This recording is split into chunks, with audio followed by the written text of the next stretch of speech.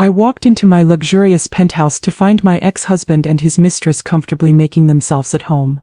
The mistress smirked the moment she saw me and said, "Well, well, if it isn't the little widow, how sad you look all alone, honey." Instead of reacting, I simply laughed, because they had no idea what was coming next, and in that moment I gave them the shock of their lives. Before we continue, I just want to say thank you for taking the time to hear my story. If you're comfortable, let me know where you're listening from, and what time it is where you are. Now let me tell you my story. The elevator doors opened directly into my penthouse at exactly 8:07 p.m. on a Tuesday evening in October. I'd just come from a business dinner downtown, a meeting that had gone exceptionally well, resulting in a signed contract for a $22 million mixed-use development in the financial district. I was tired but satisfied, already thinking about the glass of wine I'd pour myself in the hot bath I'd planned. What I wasn't thinking about was finding my ex-husband and his mistress in my living room. But there they were. Derek Morrison, my ex-husband of 18 months, was sprawled on my Italian leather sofa with his shoes on my furniture, something he knew I hated. He had a glass of what looked like my 2015 Chateau Margaux in his hand, a bottle that had cost me $800, and that I'd been saving for a special occasion. And next to him, curled up like a cat who'd found the cream, was Amber Hayes. 28 years old, blonde, surgically enhanced, and wearing what I recognized as a Hermes dress that probably cost more than most people's monthly rent. She was the woman Derek had been sleeping with for the last year of our marriage. The woman he'd left me for. His father's former secretary, though I'd heard she'd quit that job about 6 months ago. They both looked up when I entered. Derek had the grace to look slightly uncomfortable. Amber did not. Instead, she smiled. A slow, satisfied smile that made my fingers curl into fists. "Well, well," she said, her voice dripping with false sympathy.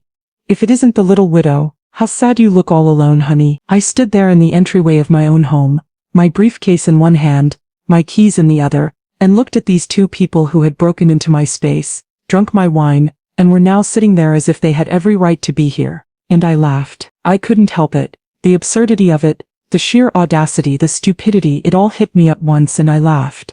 Not a nervous laugh or a bitter laugh, but a genuine from-the-belly laugh that made both of them stare at me like I'd lost my mind. "Oh," I said, setting down my briefcase and composing myself. "Oh, this is perfect. This is absolutely perfect." Derek stood up, trying to reclaim some authority. "Victoria, before you overreact." "Overreact?" I was still smiling. "Derek, I'm not going to overreact. I'm going to do something much better than that." I pulled out my phone and started typing. "What are you doing?" Amber asked, her smile faltering slightly. "Texting some people," I said calmly. "People who are going to be very interested to know you're here." Derek took a step forward. "Victoria, listen, we need to talk about the divorce settlement, about this place." "Oh, I'm listening," I said, still texting. "Please continue. Make yourselves comfortable. You're going to need it." I hit send on 3 text messages and looked up at them with a smile that probably looked more predatory than friendly, because Derek and Amber had just made the biggest mistake of their lives, and I was going to enjoy every second of what came next. To understand why this moment was so perfectly, ironically satisfying, you need to understand my history with Derek Morrison. We met in college when I was 23 and he was 26. I was getting my master's in architecture at Columbia. He was finishing his MBA, coasting on his family name and his father's money. The Morrison family owned Morrison Real Estate Development, one of the largest commercial real estate firms in the city. They had buildings all over Manhattan, a reputation that opened doors and enough money to make most problems disappear. Derek was handsome in that generically wealthy way. Good haircut, good teeth, good clothes. He knew how to charm people, how to make you feel like you were the only person in the room. He pursued me relentlessly. Flowers, expensive dinners, weekend trips to the Hamptons. For a girl from Queens whose parents ran a small grocery store, it was overwhelming and flattering. My parents liked him at first. "He seems very successful," my mother said carefully. "Very sophisticated." But my father, who was more perceptive, said something that stuck with me. "He looks at you like you're an acquisition, not a person." I didn't listen. I was 23 and in love. Or what I thought was love. We got married a year later in a wedding that Derek's mother planned and that I had very little say in. "Dear, you're not used to these things," she'd said when I tried to suggest alternatives to her choices. "Let me handle it. I know what's appropriate." The translation was clear. "You're not sophisticated enough to plan a wedding for our family." The marriage was difficult from the start. Derek's parents never quite accepted me. I was working class. My parents owned a grocery store. I hadn't gone to the right prep schools or summered in the right places. Victoria's very sweet, I once overheard Derek's mother say to a friend. But she's so common. I don't know what Derek was thinking. Derek himself was different after the marriage. The charm faded. In its place was criticism. Constant, undermining criticism. My cooking wasn't sophisticated enough. My clothes weren't stylish enough. I didn't know the right people or say the right things at parties. You're embarrassing me. He'd hiss after social events. You talked about your parents' store. No one cares about that. These are important people. I threw myself into work, building my career as an architect. I was good at it, very good. I worked for a prestigious firm, designed award-winning buildings, made a solid salary, but Derek always made me feel like it wasn't enough. Like I wasn't enough. It's nice that you have your little job, he'd say. But let's be honest, my family's money is what gives us this lifestyle. The penthouse we lived in, this penthouse told a different story. 3 years into our marriage, my parents were killed in a car accident. A drunk driver ran a red light and hit them head-on as they were driving home from their store. I was devastated, completely shattered. My parents had been my anchor, my support, the people who'd always believed in me. Derek was absent. Not physically, he came to the funeral, said the right things to the right people. But emotionally, he was checked out. You need to move on, he told me 2 weeks after they died. It's not healthy to dwell on it. My parents left me everything they had. The store, their savings, and a life insurance policy. After selling the store and settling their affairs, I had about $800,000. Derek wanted to invest it in his father's company. It's the smart move, he said. Morrison Real Estate is solid. You'll get good returns. But something made me hesitate. Maybe it was grief making me cautious. Maybe it was the memory of my father's voice saying Derek looked at me like an acquisition. Instead, I bought this penthouse, used the entire $800,000 as a down payment, took out a mortgage for the rest, put it in my name only. Derek was furious. You should have consulted me, he said. That's marital money, I should have had a say. It's my inheritance from my parents, I said quietly. I want something that's mine. He never forgave me for that. A year later, I discovered the affair, found text messages on his phone. Amber, his father's secretary, telling him she missed him. Derek responding with things he'd never said to me. I confronted him. He didn't even try to deny it. What do you expect, he said. You're always working, you're always tired. Amber makes me feel alive. So this is my fault? I'm not saying it's your fault. I'm saying our marriage has been dead for a while. You know it. I know it. I filed for divorce the next day. The divorce was brutal. Derek fought for everything. He wanted half the penthouse, claimed he'd contributed to the mortgage payments, which was technically true, though I'd been paying the majority. His lawyer argued that the penthouse was a marital asset purchased during our marriage with marital funds. My lawyer argued that it had been purchased entirely with my inheritance, which under New York law was separate property. It went on for months. Depositions, court dates, arguments about every piece of furniture and every shared account. Derek's father even got involved, hiring an expensive legal team to help his son. The Morrisons weren't used to losing, but they lost. The judge ruled that the penthouse was mine. The inheritance had been kept separate. The down payment was entirely from my funds, and I'd paid the majority of the mortgage. Derek had no claim to it. Derek also had to pay me $200,000 for his half of other marital assets, retirement accounts, investments we'd made together, the furniture in the penthouse that I'd bought. He was furious. Humiliated. His parents were appalled. You're going to regret this, Derek told me at the final hearing. You took everything from me. I took what was mine, I said. You're the one who destroyed our marriage. That was 18 months ago. I hadn't seen or heard from Derek since the divorce was finalized. Until tonight. Now he was standing in my living room, drinking my wine, with his mistress beside him, acting like he had some right to be here. How did you get in? I asked calmly, setting my phone on the entry table. Derek held up a key. Had a copy made years ago, never gave it back after the divorce. I looked at the key, then at him. So you're admitting to breaking and entering. It's not breaking and entering if I have a key. It absolutely is when you don't live here anymore and I never gave you permission to enter. Amber stood up, smoothing her expensive dress. Derek told me all about this place. About how you stole it from him in the divorce. Stole it? You know what you did. Derek's family money should have bought this place. You manipulated the court, made yourself look like the victim. I laughed again. Is that what he told you? We're taking it back, Derek said. I've consulted with lawyers. The divorce settlement was unfair. I'm contesting it. Are you now? We're moving in until the courts sort it out. Could take months, years even. He sat back down on my sofa, putting his feet back up. Hope you don't mind sharing. Or you could just leave. Find somewhere more appropriate. Amber draped herself on the arm of the sofa, looking at me with false sympathy. Somewhere more appropriate for someone like you. Someone like me, you know, working class. Derek explained how you married up. This penthouse? It's too much for you anyway. Too sophisticated. I looked at these two people, my ex-husband who'd spent 8 years undermining me and his mistress who thought she was somehow superior because she'd slept with a married man. And I smiled, because they had no idea. No idea at all. You're right about one thing, I said. This penthouse is too much. For just me anyway. Derek looked slightly triumphant. So you'll leave? Oh no, I'm not leaving, but we should wait a few minutes before we continue this conversation. I'm expecting company. What company? You'll see. I walked to the bar, poured myself a glass of wine, not the Chateau Margaux they'd opened, but a perfectly good Barolo I kept for weeknight drinking, and sat down in the chair across from them. While we wait, I said, why don't you tell me how you've been, Derek? How's work at your father's company? His face twitched slightly. Fine. Really? That's interesting, because I heard something different. Amber looked at Derek. What is she talking about? Nothing. She doesn't know anything. Oh, I know quite a bit, I said, but we'll get to that. First, let's talk about you, Amber. How long have you two been living together?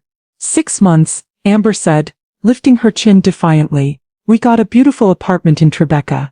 Much nicer than this place. A beautiful apartment that you apparently needed to leave to break into mine? Derek's phone buzzed. He looked at it and his face went slightly pale. Problem? I asked. No. Are you sure? You look worried. Before he could answer, the private elevator dinged. The doors opened, and 3 people stepped out into my penthouse. Tom Garcia, the building manager, Marcus Webb, the head of building security, and Jennifer Park, my lawyer. Derek stood up. Who are these people? Tom stepped forward. I'm the building manager, Mr. Morrison. Miss Chen called me about trespassers in her unit. Derek laughed, a nervous laugh. Trespassers? I have a key. I used to live here. Jennifer pulled a folder from her briefcase. Mr. Morrison, you haven't lived here in 18 months. The divorce decree gave Miss Chen sole ownership of this unit. You have no legal right to be here, but the settlement is being contested, Derek said, his voice rising slightly. My lawyer said, there is no active contest to the divorce settlement, Jennifer said coolly. That would require filing paperwork with the court, which hasn't been done. I checked this afternoon after Miss Chen alerted me to your situation. Amber stood up. This is ridiculous. Derek, tell them. But Derek had gone quiet. His face pale. Marcus stepped forward. Miss Chen, would you like us to escort these individuals from the premises? Not yet, I said. First, I think we should clear up some misconceptions. Derek, Amber, there's something you should know. I stood up and walked to the floor-to-ceiling windows that overlooked the city. 23 floors up with views of Central Park to the north and the Manhattan skyline stretching out in every direction. Do you remember, Derek, how you always said I'd amount to nothing without you? That I was just a working-class girl who got lucky by marrying into your family? Victoria, I never— You did, many times, and I believed you for a while. Thought maybe you were right, that I wasn't sophisticated enough, wasn't good enough, wasn't enough, period. I turned back to face them. But then we got divorced, and something interesting happened. Without you constantly undermining me, I started to see myself clearly, started to remember who I was before you spent 8 years telling me I was inadequate. Where is this going? Amber asked impatiently. I'm getting there. Derek, do you know what I did with the $200,000 from our divorce settlement? He shrugged. Spent it. Probably. You were always irresponsible with money. I smiled. I started a company, Chin Development, LLC. Commercial real estate development. You're an architect, not a developer. I'm both. Architecture gave me the knowledge to understand building design. Your constant talk about real estate over 8 years gave me insight into development. And my father, who you always looked down on, taught me about business and money management. What does this have to do with anything? Derek demanded. I nodded to Tom. Can you confirm something for Mr. Morrison, please? Tom pulled out his tablet. Of course. Miss Victoria Chen is the owner of this building. All 24 units including the penthouses, plus the commercial space on the ground floor. She purchased the property 6 months ago. The room went absolutely silent. Amber's mouth fell open. Derek looked like he'd been punched in the stomach. That's impossible, Derek said. This building is it has to be worth, $12 million, I said. I paid $12 million for it. All cash. You're lying. You don't have that kind of money. Jennifer opened her folder and pulled out documents. Miss Chen's company, Chen Development LLC, has completed 3 major commercial developments in the past 18 months. The company has a current valuation of approximately $15 million. She handed the documents to Derek, who took them with shaking hands. In the 18 months since your divorce, Jennifer continued, Miss Chen has established herself as one of the most successful young developers in the city. She's been profiled in Real Estate Weekly, Commercial Observer and Forbes. Her company employs 42 people and has 5 projects currently in various stages of development. Amber was staring at me like she'd never seen me before. But Derek said you were broke. That you were barely surviving. Derek assumed, I said, because he never bothered to check, because he was so convinced I was nothing without him that it never occurred to him I might be successful. Derek was reading through the documents, his face getting paler with each page. But how? You were just an architect. You made $80,000 a year. I made $80,000 a year at my old firm. Then I quit and started my own company. Used the $200,000 settlement as seed money, combined it with a small business loan, and developed my first property, a mixed-use building in Brooklyn. Sold it for a $2 million profit. Then I did it again and again. Each time, reinvesting the profits, taking on bigger projects. My company grew. I grew. I walked back to my chair and sat down. 6 months ago when this building came on the market, I bought it. Paid cash. It's mine. Every unit, every hallway, every elevator, mine. So you, Derek, broke into a unit in a building I own. You're not just trespassing in my penthouse. You're trespassing in my property. Derek dropped the documents. His hands were shaking. This can't be real, he said. You're bluffing. This is some kind of trick. It's not a trick, Tom said.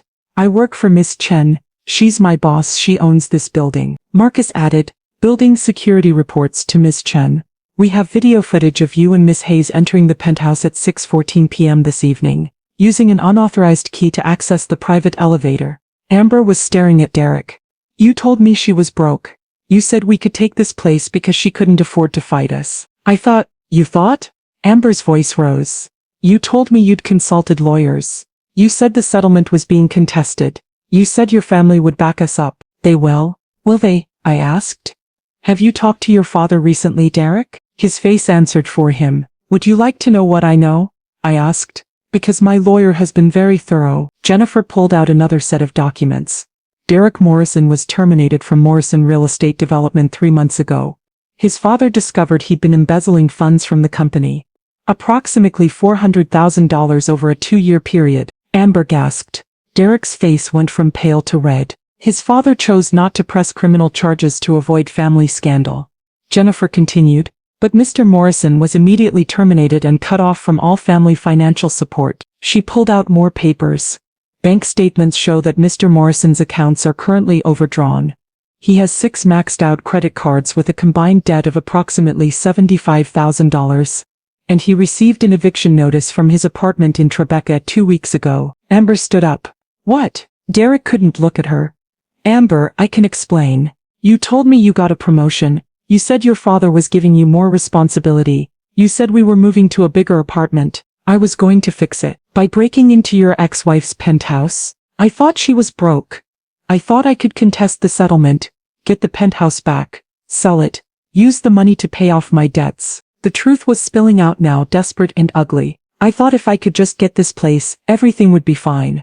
I could sell it, pay back the company, get back in my father's good graces. But then I'd need somewhere to live. So I thought we could squat here for a while, drag out the legal process, maybe wear Victoria down until she just gave up. He stopped, realizing what he'd just admitted. I looked at him, this man I'd once loved, this man who'd spent 8 years making me feel small, who'd cheated on me and fought me in divorce court and told me I'd never amount to anything. And I felt nothing. Not anger, not satisfaction. just a kind of distant pity. Derek? I said quietly. You embezzled $400,000 from your father's company. What did you spend it on? He didn't answer. Jennifer did. Gambling, online poker, sports betting, casino trips to Atlantic City.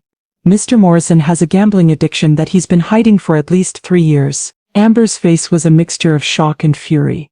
I left my job for you. I defended you to my parents when they said you were bad news. I moved in with you, and you've been lying about everything? Amber, please. My parents were right. You are a user. You used your wife. Now you're using me. I wasn't using you. I love you. You love my trust fund. She grabbed her purse.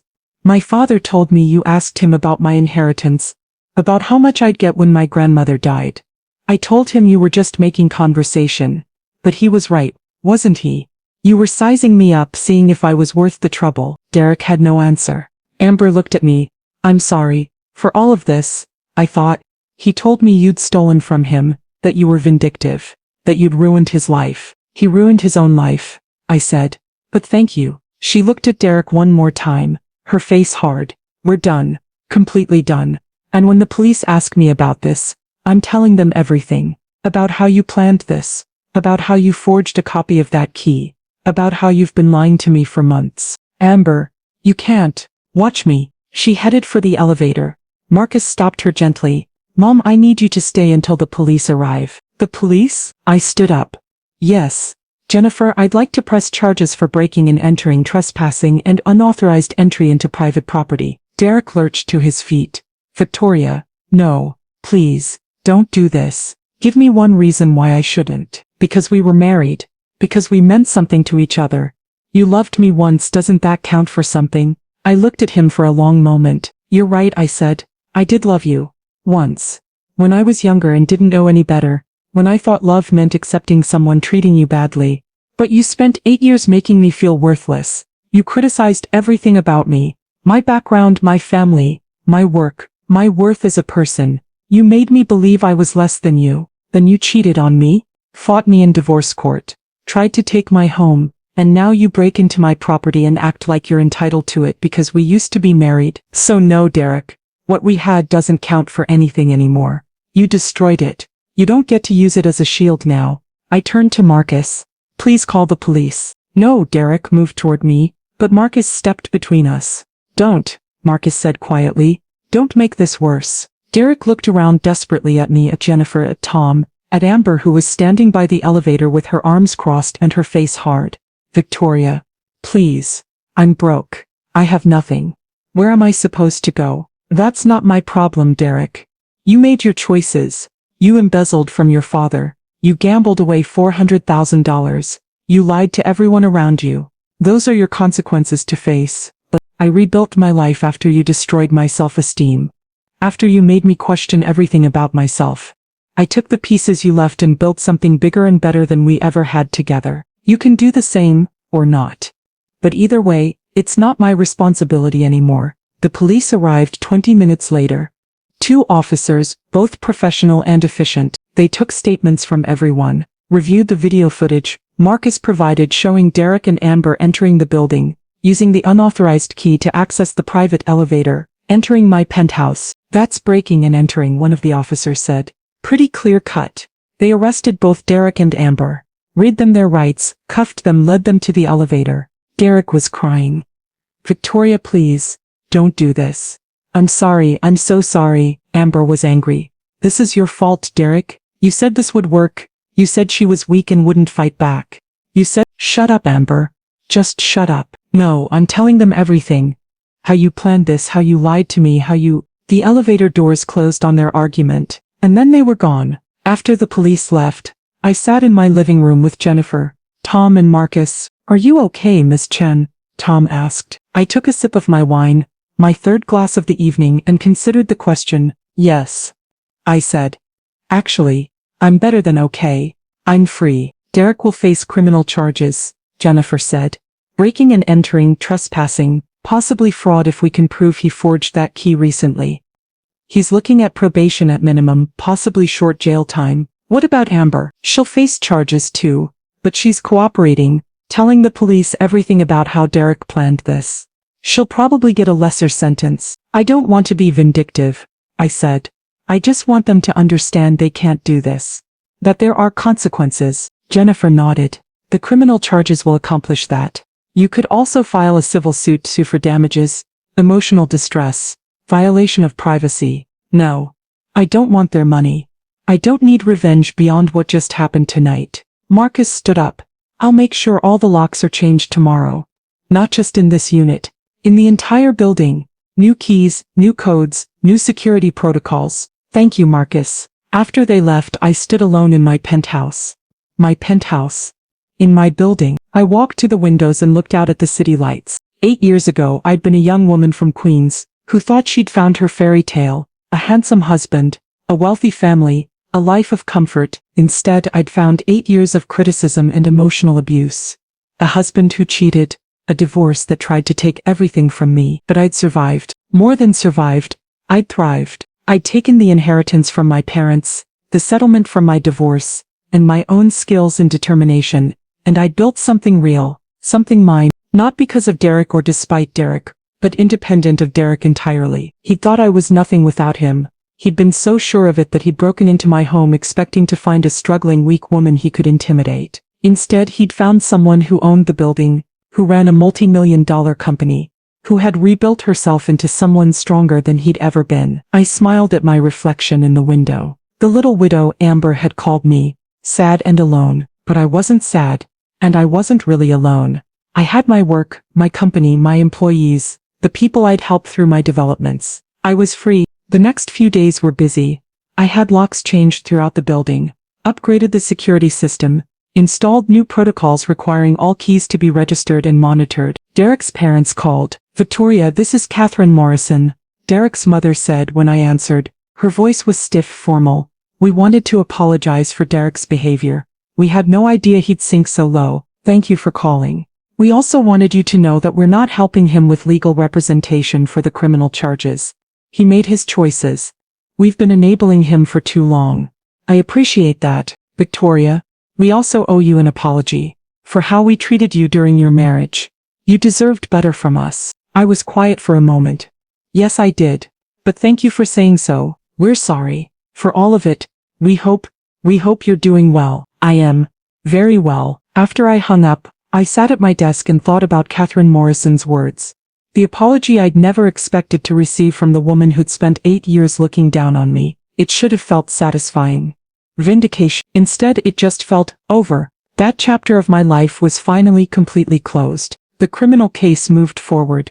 Derek pleaded guilty to breaking and entering and trespassing. With Jennifer's help, we negotiated a plea deal. 1 year probation, community service, mandatory therapy for his gambling addiction, and a permanent restraining order keeping him away from me and my properties. Amber pleaded guilty to lesser charges. 6 months probation. Community service. She moved back to Connecticut with her parents. I heard through the grapevine that Derek's father gave him one final chance, a job at Morrison Real Estate Development, not in management, not in development, but in construction. Physical labor, honest work. It's humbling him. Someone told me at an industry event. He's actually showing up, working hard.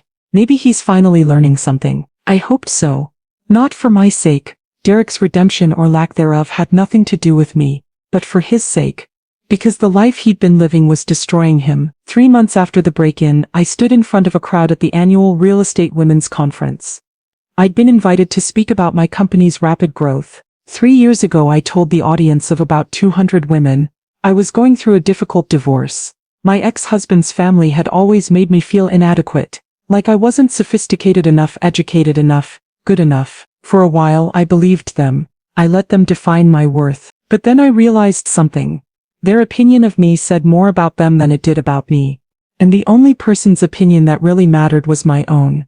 So I took what I had, my skills, my knowledge, my determination, and I built something, not to prove them wrong, not to show them up, but to prove to myself that I was capable. In 3 years, I've built a company valued at $15 million. I've developed properties that have created jobs, revitalized neighborhoods, and generated wealth, not just for me but for my employees, my contractors, the communities I work in. And I did it by refusing to accept someone else's definition of my worth. The applause was thunderous. Afterward, women came up to me. Young women just starting in real estate. Middle-aged women rebuilding after divorce. Older women who'd spent decades being underestimated. "Thank you," they said over and over. "Thank you for sharing your story." One woman, probably in her 60s, pulled me aside. "My husband left me last year after 35 years of marriage. He said I was boring, that I'd let myself go, that I had nothing to offer." "I'm so sorry," I said. "Don't be. Because you know what I did? I took my half of the assets and started a consulting business. I've made more money in 1 year than he made in the last 5. And I've never been happier." She squeezed my hand. "We don't need them to define us. We never did." "No," I agreed. "We never did." 6 months after the break-in, I started volunteering at a senior center in Queens, not far from where my parents' store used to be. I taught financial literacy classes, how to protect your assets, how to recognize financial abuse, how to build wealth, even starting late in life. Most of my students were widows, women who'd lost their husbands and suddenly found themselves managing finances they'd never handled before. "My husband always took care of the money," one woman told me. She was probably in her 70s, elegant and well-dressed. "Now his son is telling me I should sign over my house to him. He says I can't manage it alone." "Do you want to sign over your house?" I asked. "No, but he says I need help, that I'm too old to handle these things." "Needing help doesn't mean giving up control," I told her. "You can hire an accountant, a lawyer, a financial advisor, people who work for you, who you pay, who you can fire if they don't serve your interests. But you should never sign over your assets to someone else just because they say you need help." "But he's my son." "That doesn't matter. Financial abuse happens in families all the time. Children take advantage of elderly parents. It's more common than you think." I thought about Derek, about how he tried to take my home, how he'd felt entitled to my money just because we'd been married. "Your house is your asset," I told this woman. "It's your security. Don't give that up to anyone, not even family, especially not family." She came back the next week with an update. "I talked to a lawyer like you suggested. My son was trying to put the house in his name so he could sell it. He has gambling debts." "I'm so sorry." "Don't be." "I'm angry. But I'm also grateful I found out before I signed anything. You saved me from making a terrible mistake." Stories like this became common. Women who were being pressured by children, by new spouses, by relatives who saw their vulnerability as an opportunity. I helped them protect themselves, connected them with lawyers, taught them to recognize the warning signs. It became the most meaningful work I did. 1 year after the break-in, I was featured in Forbes, From Widow to Mogul, How Victoria Chen Built a Real Estate Empire. The article was comprehensive. It talked about my marriage, my divorce, my company's growth. It mentioned Derek briefly, tactfully noting our difficult divorce without going into details. Victoria Chen represents a new generation of female developers. The article concluded, "She's built her company on principles of sustainable development, community investment and ethical business practices. At 36, she's already accomplished what many developers spend lifetimes working toward." My phone exploded with messages. Friends, colleagues, business contacts, even some people from my past I hadn't heard from in years. But the message that meant the most came from an unexpected source. "Miss Chen, this is Catherine Morrison. I read the Forbes article. I wanted you to know how proud I am of what you've accomplished. You were always more than we gave you credit for. I'm sorry it took me so long to see it." I stared at the message for a long time before responding. "Thank you, Catherine. That means more than you know." I never heard from Derek directly. But someone told me he'd read the article, that he'd cried. I felt a momentary pang of something. Not quite sympathy, not quite sadness, just a recognition of waste, of potential squandered, of a man who'd had everything and thrown it away through selfishness and entitlement. But it wasn't my problem to fix. It never had been. On the first anniversary of the break-in, I threw a party. Not in the penthouse where Derek had broken in. I'd actually moved from there 6 months earlier. Not because of bad memories, but because I'd bought a larger penthouse in a building I was developing in the West Village. The party was for my employees.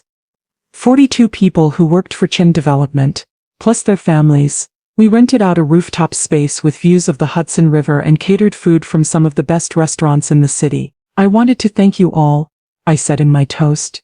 3 years ago I started this company with a dream and a lot of determination, but I couldn't have built it without all of you. Some of you have been with me from the beginning. Others joined along the way. But each of you has contributed to what we've built together. We're not just developing buildings. We're creating spaces where people live and work and build their lives. We're revitalizing neighborhoods. We're creating jobs. We're making a difference. So thank you for believing in this company, for believing in me, for helping build something we can all be proud of. The applause was genuine and warm. Later, as I stood by the railing looking out at the city lights, my CFO came up beside me. Hell of a year, she said. Hell of 3 years, I corrected. Remember when you first pitched me on joining the company? We were in that tiny office you rented, and you had this crazy ambitious plan, and I thought you were either brilliant or insane. And, both, definitely both. She laughed. But you did it. You actually did everything you said you would. We did it. This isn't just my success, it's ours. She clinked her glass against mine. To the next 3 years, may they be even better. To the next 3 years, as I watched my employees laughing and celebrating, I thought about the journey that had brought me here. The painful marriage, the devastating loss of my parents, the brutal divorce, the moment of decision when I could have given up or moved forward, and then the work, the risk, the long hours and stress and moments of doubt, but also the victories, the first property that sold for a profit, the first employee I hired, the first time I walked into a room of male developers and they actually listened to what I had to say, the moment I realized I'd built something real, something lasting, something that was entirely mine. Derek had called me inadequate. His family had called me common. Amber had called me the little widow, sad and alone. But they'd all been wrong. I wasn't inadequate. I was capable beyond what any of them had imagined. I wasn't common. I was extraordinary in my own right. And I wasn't sad or alone. I was surrounded by people who respected me, worked with me, believed in me. I'd rebuilt myself from the ground up. Not despite Derek, but independent of him entirely. He thought he was my whole world. In reality, he'd been an obstacle I'd overcome. And now, standing on this rooftop with my company thriving and my future bright, I realized something important. I didn't hate Derek. I didn't even really think about him anymore. He'd become irrelevant. A footnote in my story, a cautionary tale about what happens when you underestimate someone. The little widow, Amber had called me, but I'd never really been that. Even in my grief, even in my darkest moments, I'd had a core of strength that Derek had never broken. I just needed to remember it was there. 2 years after the break-in, I received an unexpected letter. It was from Derek, handwritten, delivered through Jennifer because he was prohibited from contacting me directly. Victoria, I know I have no right to write to you. I know you probably don't want to hear from me. But I wanted you to know something. I've been in therapy for the past 2 years. For the gambling addiction, but also for everything else. Learning to take responsibility. To understand the harm I caused. I was wrong about you. About everything. You weren't inadequate. You were never inadequate. I was the inadequate one. I felt threatened by your strength. So I tried to diminish it. I made you feel small because I felt small. I cheated because I was broken. Not because you weren't enough. I fought you in the divorce because I couldn't accept that you didn't need me. I broke into your penthouse because I was desperate and still clinging to this delusion that you were somehow less than me. But you were always more talented, more resilient, more capable, more worthy. I destroyed the best thing in my life because I was too insecure to appreciate it. I'm not writing to ask for forgiveness. I don't deserve it. I'm writing to tell you that I finally understand, that I finally see what I did, that I'm genuinely sorry. You've built an incredible life, an incredible company. You've become everything you were always capable of being. I'm proud of you. I know I have no right to be, but I am. I hope you're happy. You deserve to be happy. Derek. I read the letter 3 times. Sitting in my office in the West Village, I felt complicated things. Not forgiveness. Exactly.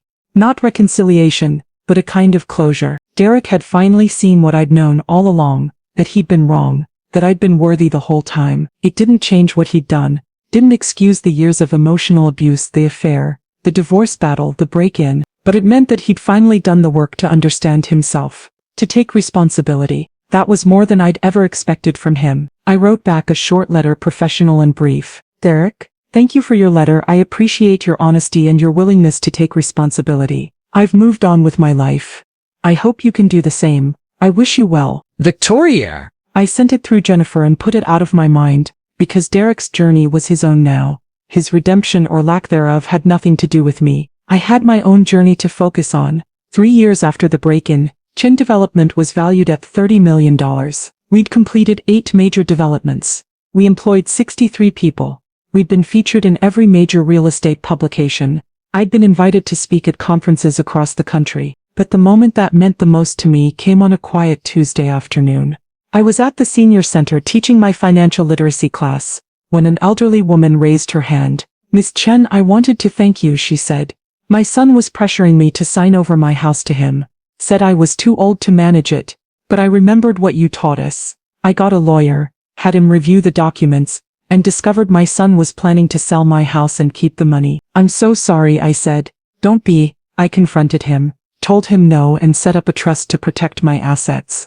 My house stays mine, my money stays mine, and if my son wants a relationship with me, it has to be because he actually cares, not because he wants my money. The other women in the class applauded. "You gave me the courage to stand up for myself," the woman continued. "You showed me that being old doesn't mean being helpless, that I have rights, that I deserve respect." I felt tears prick my eyes. "Thank you for sharing that. You did the hard work. I just gave you the information. You gave me more than information. You gave me an example. You showed all of us that women can rebuild, that we can be strong, that we don't need anyone else to validate our worth." After class, I sat in my car in the parking lot and cried. Not sad tears, grateful tears. Because this helping these women, empowering them, showing them their own strength, this was why everything had been worth it. The painful marriage, the difficult divorce, the hard work of building my company, all of it had led me here, to this moment, to this purpose. Derek had tried to make me feel small. Instead, he'd inadvertently shown me how to become larger than I'd ever imagined. I'm 38 now. It's been 5 years since Derek broke into my penthouse with Amber. Chin Development is worth $50 million. We're one of the most respected development companies in New York.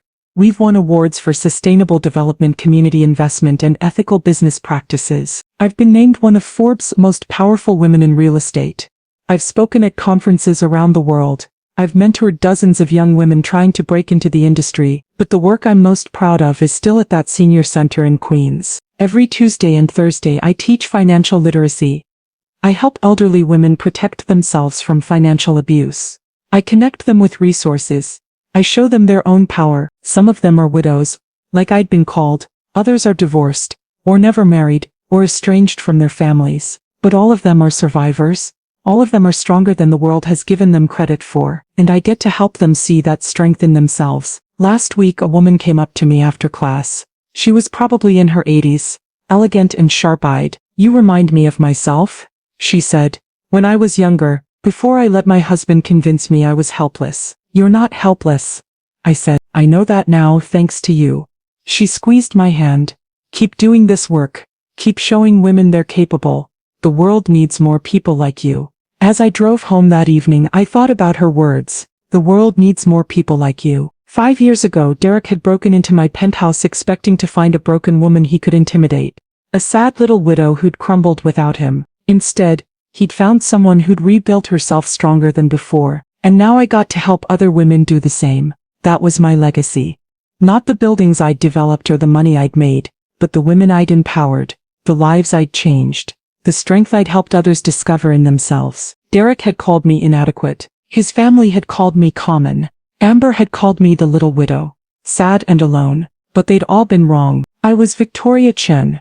I was a developer and entrepreneur, a teacher, a mentor. I was a woman who'd survived emotional abuse, devastating loss, and a vicious divorce, and I'd come out the other side stronger, wiser, and more successful than any of them had ever imagined. I wasn't the little widow. I was a force of nature, and I was just getting started. Sometimes, late at night, I stand in my penthouse, a different penthouse now in a building I developed myself, and look out at the city.